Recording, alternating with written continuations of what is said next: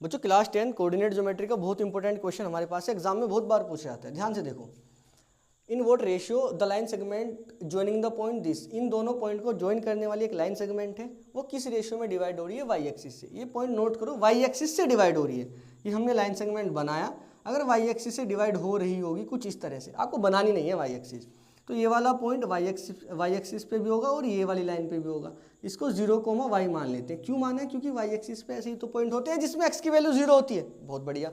अच्छा, आपको याद है जो पॉइंट डिवाइड करता है उसको x, y माना जाता है, और ये शुरू वाले पॉइंट x1 y1 और बाद वाला x2 और y2। अच्छा, 0 कौन है? 0 x है, यहाँ से ही हम निकालेंगे। सेक्शन फॉर्मूला याद है, x equal to m1 x2 plus m2 x1 divided by m1 plus m2। x की वैल्यू कितना है सर? 0 है, इज इक्वल टू m1 की वैल्यू। अच्छा, m1 और m2 तो रेशियो होता था, हाँ रेशियो ही कैलकुलेट करना है, तो k रेशियो 1 मानो। जब भी रेशियो कैलकुलेट करना हो तो वहाँ पे लिखना let us assume that ratio is k ratio 1। हाँ, वहाँ से इजीली हो जाता है। m1 की वैल्यू कितना है? k। x2 की वैल्यू ध्यान से देखो सर 3 है, प्लस m2 की वैल्यू सर 1 है, मल्टीप्लाई x1 की वैल्यू -2 है, डिवाइड में आएगा m1 प्लस m2 यानी k प्लस 1। यहाँ पे k प्लस 1 लिखोगे, वो इधर जाके मल्टीप्लाई में 0 बन जाएगा, बस ये बचा है।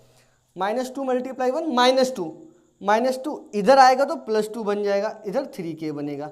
3 को डिवाइड में लेके आओगे 2/3, k की वैल्यू 2/3, बस k की वैल्यू निकालनी होती है, वही हमारा रेशियो होता है। हाँ, तो रेशियो आ गया 2/3 इज द रिक्वायर्ड रेशियो, यही हमारा आंसर है। देखो कैसे आया, ये k की वैल्यू है ना, k/1 लिख सकते हैं।